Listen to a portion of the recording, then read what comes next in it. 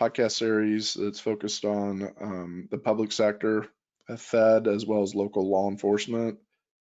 Joseph Tarpley, former law enforcement professional, is now financial advisor, joins us again. Joseph, thanks for taking the time today. Yes, sir. Thank you for having me. All right, so today we're going to talk about the supplement benefit.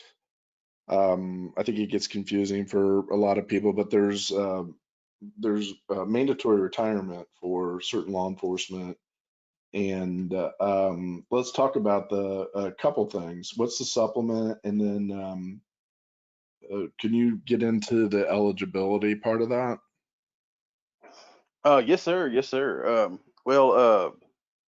The way the law enforcement, excuse me, law enforcement branch of the federal government was designed, it was to ensure that they had young and vigorous, young and vigorous core of officers, and that's exactly what it says from the OPM. And so when we say that we have mandatory retirement ages, and so with law enforcement personnel, because due to the strenuous nature of the job and the hazards, federal government says that there has to be that individuals have to retire at 57 years old. Sometimes there can be made exceptions, but generally across the board, 57 is the max age for retirement. And based on that young and vigorous officers that they want, there's a max age for entry into it.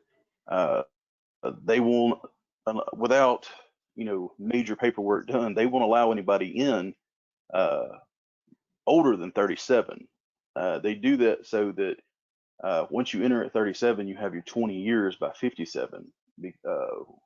With federal law enforcement, you have 20 years after 20 years of service, regardless of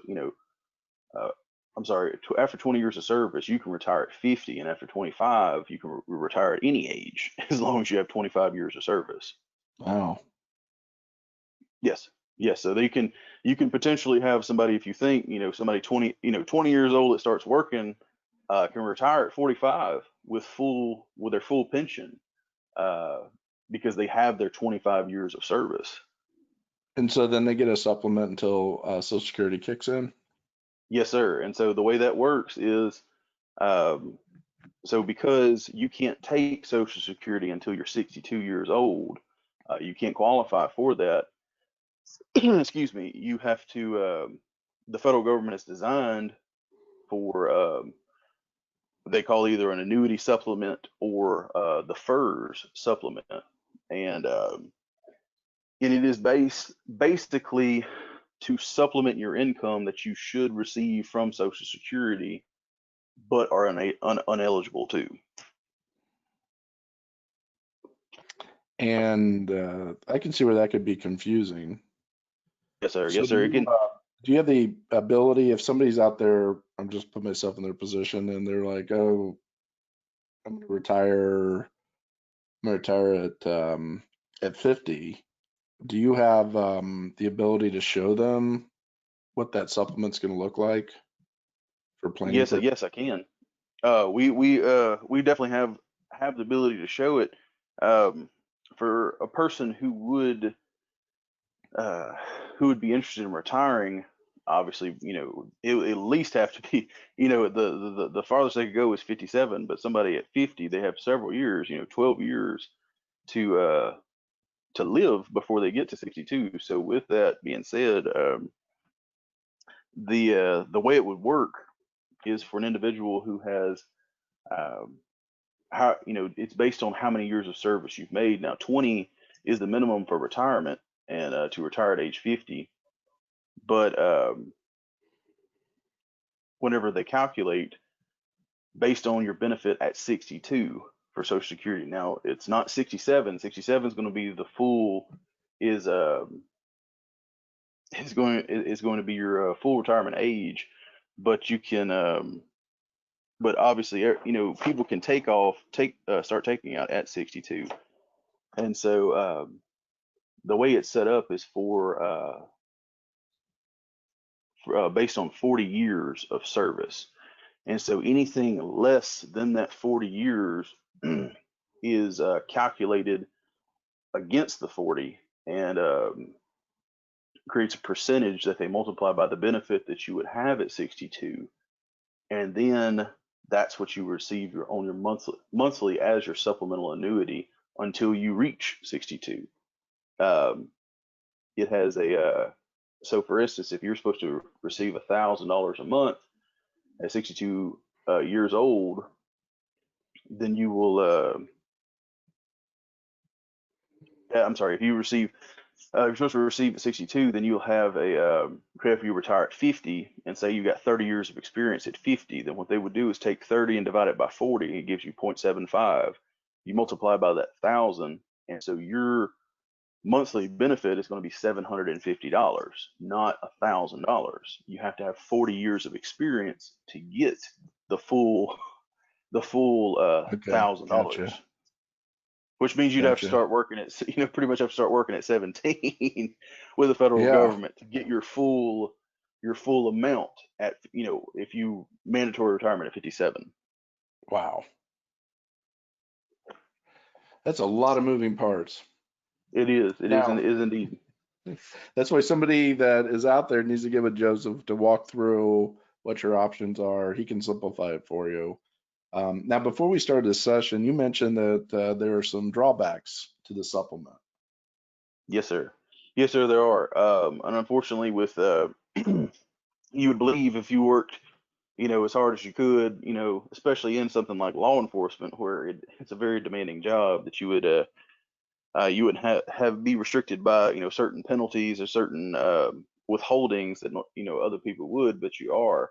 And just like individuals at 62, when you can't when you get Social Security, you can only make um, if you decided to work. Let me say with that, if you make more than $18,240 a year, then they're going to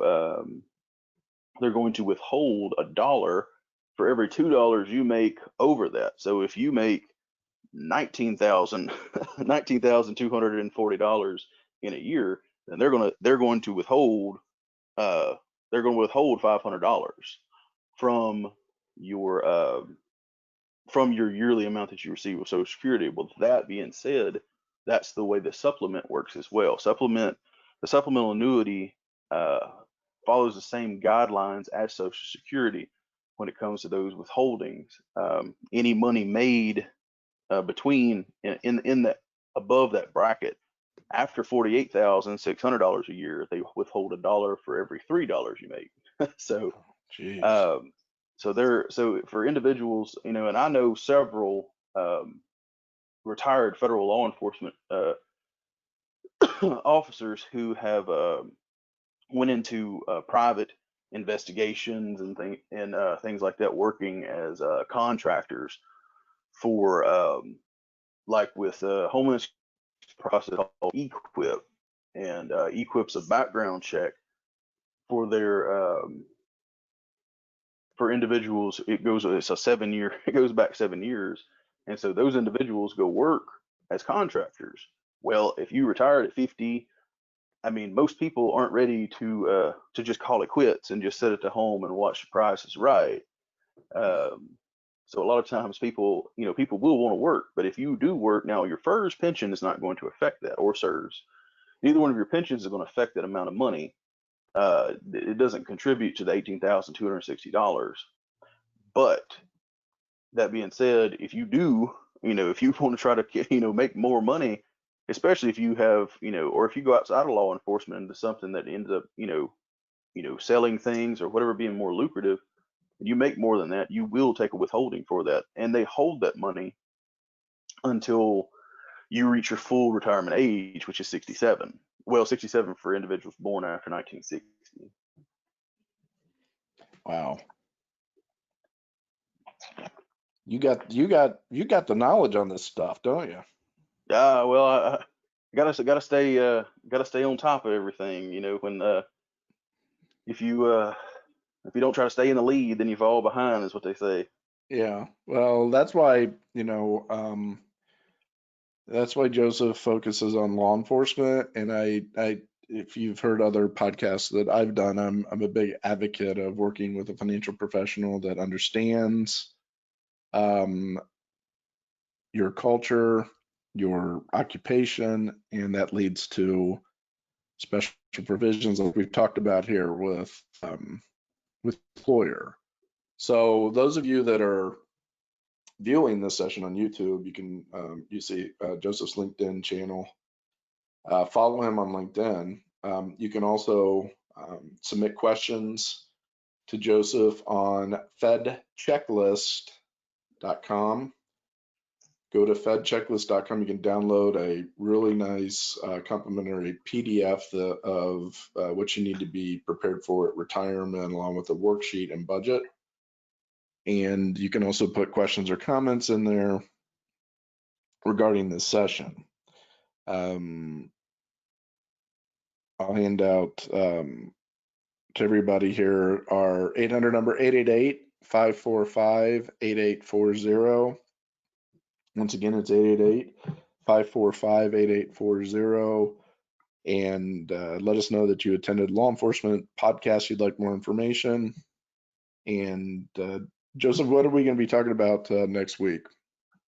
Well, what I'd like to try to discuss is getting into some of the individuals who are most people consider law enforcement, but are not necessarily considered law enforcement due to their retirement, and how Okay. that affects how they'll be affected by not taking, not having the enhanced benefit. So that episode's going to be next week.